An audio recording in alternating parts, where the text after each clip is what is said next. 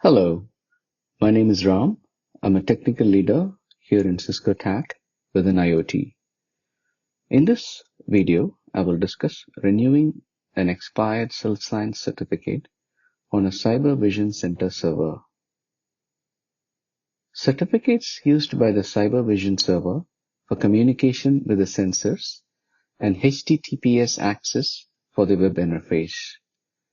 Self-signed certificates are used by default if there is no third-party certificate installed on the server.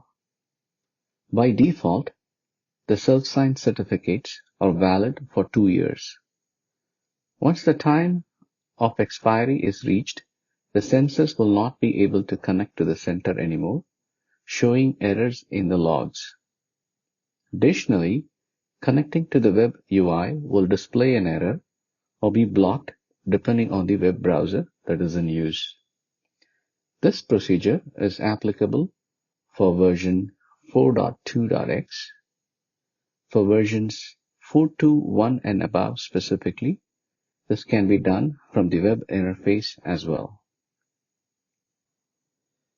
Here are the steps that are needed to regenerate the self-signed certificate. Firstly, log in to the server as a root user. Verify the current certificate using the OpenSSL command and retrieve the common name associated with the server and use the sbs-pki command structure to generate a new certificate using the common name, which is usually the host name of the server.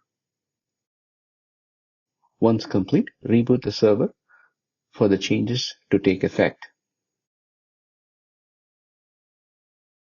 Now hopping onto the CLI of the server using SSH, use sudo-i to gain root access.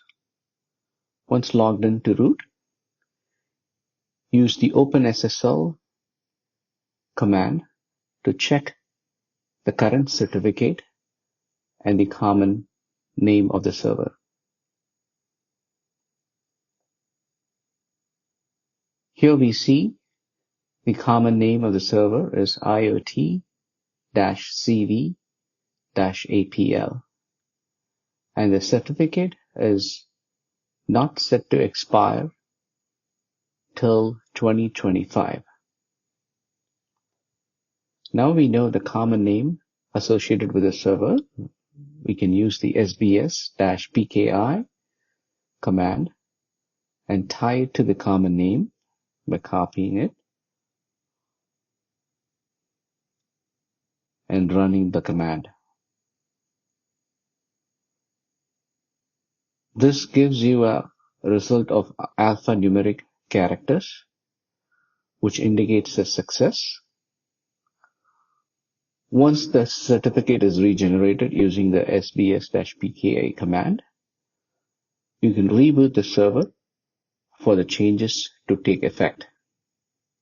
On deployments with both local and global centers, it is essential to unregister the local centers and re-enroll them with the global center for the changes to take effect.